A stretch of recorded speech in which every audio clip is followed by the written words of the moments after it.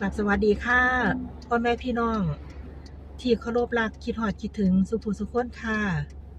แรงมื้อนี้ยายเพชรกะมาพบพ่อแม่พี่น้องคือเก่าแล้วเนาะค่ะเนาะกะภารกิจก็คือเก่าค่ะเหมือนเก่าเหมือนเดิมไปรับภารกิจรับหลานค่ะรับน้องมังกรแล้วก็รับคุณครูฝ้ายนะคะซึ่งพี่ฝ้ายกับน้องมังกรก็พากันซ้อมวิ่งอยู่สนามกีฬาของมหาลัยนะคะเพื่อที่จะได้พากันเตรียมตัวไปแข่งกีฬาวันช่วงเดือนธันวานะคะปลายเดือนธันวากับภารกิจนี้ก็สิไปให้กำลังใจลูกหลานคือเก่านั่นน่ะเนาะค่ะเนาะค่ะช่วงแรงบ่ายๆมาวันนึงหั่นน่ะยายเพชรก็เห็นคลิปหนึ่งค่ะของทั้งทีมงานผู้ศิวิไลบ่าวผู้ศิวิไลค่ะได้พากันถ่ายทำฉากสำนึกรักบ้านเกิดตอนกตัญญูนะคะแล้วก็มีฉากนั้นนี่ก็คือจะเป็นฉากตำเข่านะคะตำเข่าซึ่งเป็นฉากวัฒนธรรมดั้งเดิมสมัยโบราณเฮานะคะซึ่งวัฒนธรรมฉากการตำเข่าเนี่ยจะบ่ค่อยเห็นหรอกเนาะค่ะเนาะอยู่น้ำบ้านเฮาก็ได้เห็นตั้งแต่สมัยยายเพชรเป็นเด็กน้อยค่ะเห็นเห็นว่าพ่อแม่ตายายนี่ก็ได้ตำข้าวกินกันอยู่ค่ะสมัยตะกี้บ่ทันได้มีโรงสีเนาะค่ะเทคโนโลยีก็บ่ทันได้มีก็บ่ทันได้เข้ามาในเมืองไทยสมัยตะกี้บ้านเฮาก็คือกันนะคะได้พากันตำข้าวกินส่วนสิได้กินแต่ละเม็ดเนาะหยาดเหงื่อแรงกายของผู้เฒ่าสมัยแตะก่อนนี่เพิ่นก็ขยันอดทนอีหลีค่ะนับถือน้ำใจเพิ่นอีหลีเนาะคันแม่นสมัยคุมื้อนี่แม่นเฮาจักสิได้กินบ่บุแล้วเนาะกันสิให้มาตำข้าวส่วนสิได้กินเนาะได้กินอยู่ดอกค่ะแต่หั้นสิโดนค่ะ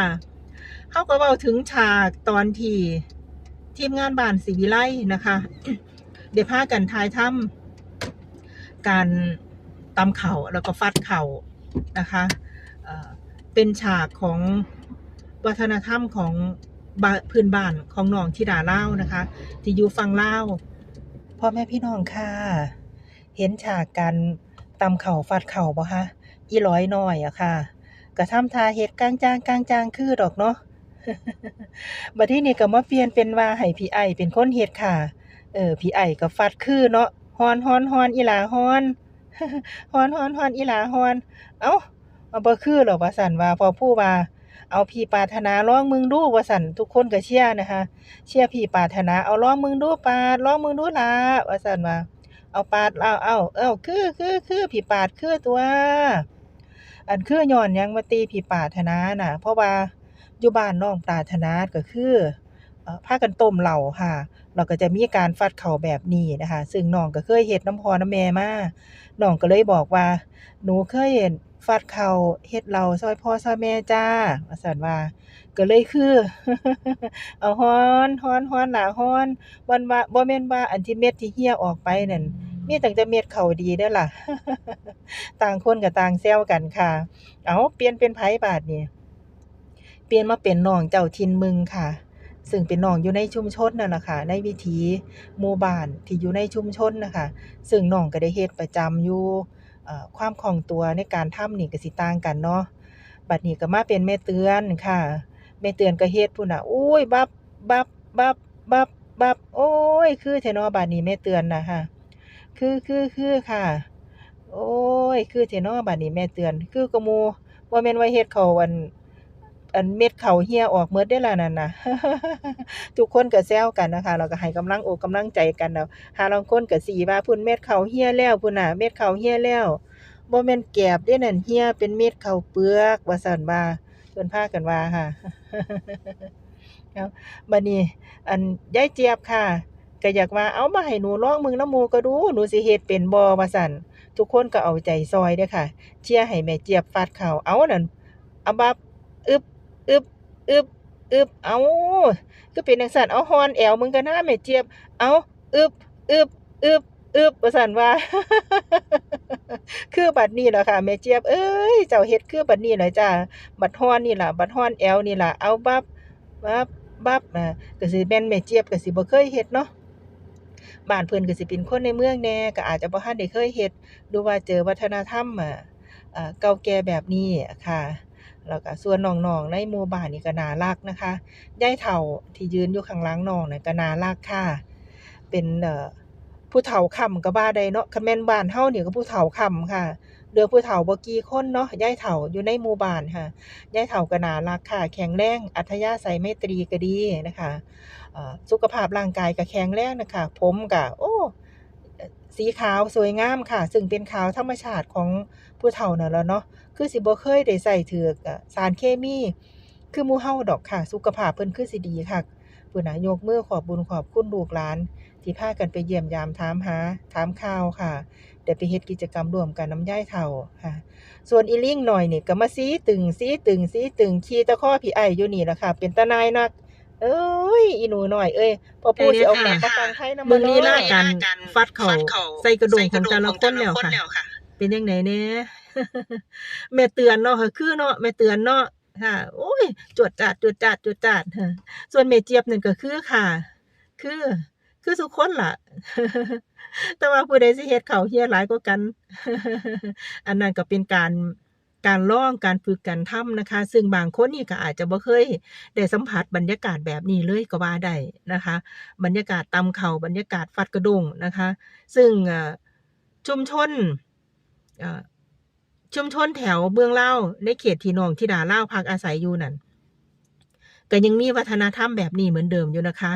โดยการที่จะมาตำข้าวกินเนี่ยค่ะบ่แม่นว่าบ้านน้องน่ะฝั่งลาวบ่มีโรงสีข้าวเด้อค่ะมีอยู่คือกันค่ะมี แต่ว่าชุมชนที่ห่างไกลออกไปที่ยังบ่ทันได้รับความเจริญทางด้านเทคโนโลยีแล้วก็อุตสาหกรรมเนี่ยก็ยังใช้วิถีชีวิตแบบดั้งเดิมนี้อยู่นะคะซึ่งตามที่ยายเพชรน่ะทราบข้อมูลศึกษาข้อมูลมาบ้างเล็กน้อยนี่นะคะก็คือชุมชนส่วนหนึ่งที่เห็นนี่ก็คืออยู่ติดกับแม่น้ำเซเลนองซึ่งเป็นชุมชนที่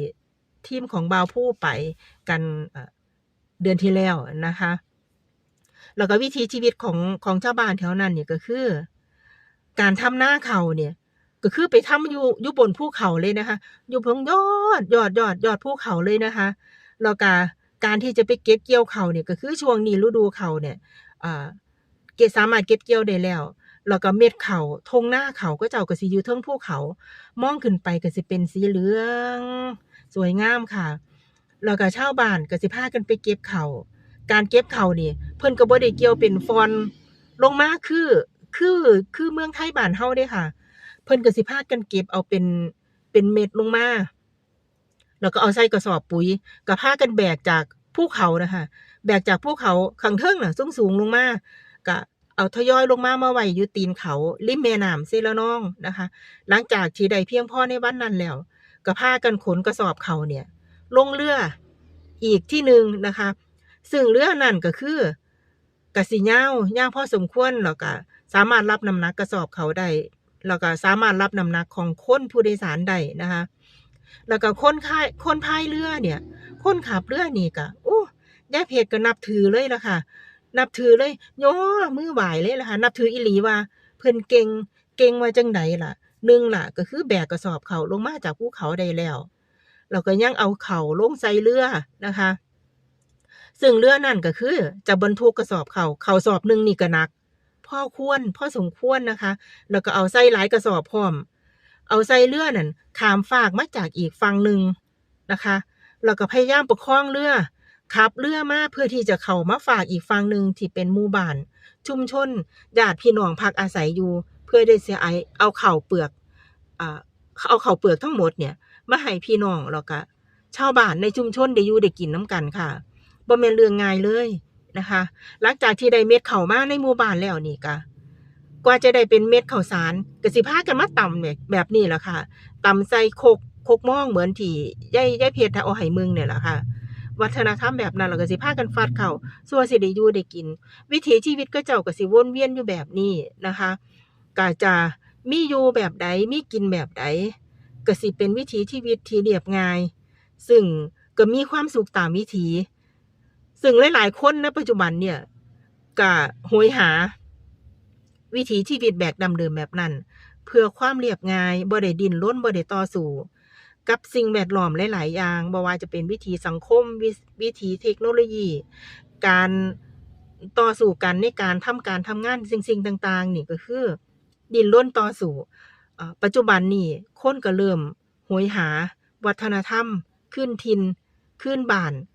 อยากได้วัฒนธรรมแบบเก่าๆเพื่อไปพักอาศัยบ้านปลายชีวิตนี่ก็คือมีความสุขแล้วค่ะประมาณนั้นนะซึ่งยายเพชรเองก็คันแม่นอยู่ดีมีแรงก็อยากอยู่แบบนั่นคือกันนะคะจะบ่ได้เป็นชีวิตที่มีความสุขว่าซั่นเถาะค่ะบ่ต้องได้ดิ้นรนหรือต่อสู้อิหยังมากมายค่ะเป็นอันว่าช่วงท้ายคลิปนี้เฮาก็สิพบพ้อกันไว้เท่านี้ก่อนเนาะค่ะเนาะไปตามวิถี ยายเพชรไปรับหลานกันต่อค่ะยังบ่ทันได้ฮอดสนามบอลเลยยังบ่ทันได้ฮอดสนามที่หลานๆวิ่งเลยค่ะเพราะว่าก็เดี๋ยวใกล้ถึงแล้วล่ะเดี๋ยวขับรถไปเรื่อยๆชมวิวทิวทัศน์ไปนำกันเด้อค่ะเด้อช่วงท้ายนี้ก็คงสิพบพ้อกันไว้เท่านี้ก่อนยายเพชรขอบุญขอบคุณพ่อแม่พี่น้องหลายๆค่ะที่เข้ามาชมให้กำลังใจช่องยายเพชรผีฟ้ายเนาะค่ะก็จะคอยปรับปรุงแล้วก็ค่อยพัฒนาขึ้นไปเรื่อยๆว่าพ่อแม่พี่น้องให้คำแนะนำมายายเพชรก็น้อมรับนะคะโดยความยินดีนะคะแล้วก็ขอบุญขอบคุณพ่อแม่พี่น้องที่ให้กำลังใจมาบ่ว่าสิพากันเฮ็ดคลิปใดช่องใดก็กดติดตามให้มาตลอดนะคะช่วงท้ายคลิปนี้ก็มื้อแลงเด้อ ไปเที่ยวงานงิ้วนำกันค่ะยายเพชรสิพาเด็กน้อยพี่คุณครูฝ้ายพี่ฝ้ายกับน้องมังกรไปเที่ยวงานงิ้วกันค่ะเดี๋ยวจะเอาบรรยากาศงานงิ้วสวยๆมาฝากพ่อแม่พี่น้องได้รับชมนำกันเป็นเอาว่าท้ายคลิปนี้คงจบไปเท่านี้ก่อนเนาะสุขที่มันเสมอมันคือเก่าค่ะอยู่ดีมีแรงเด้อพ่อแม่พี่น้องค่ะสวัสดีค่ะ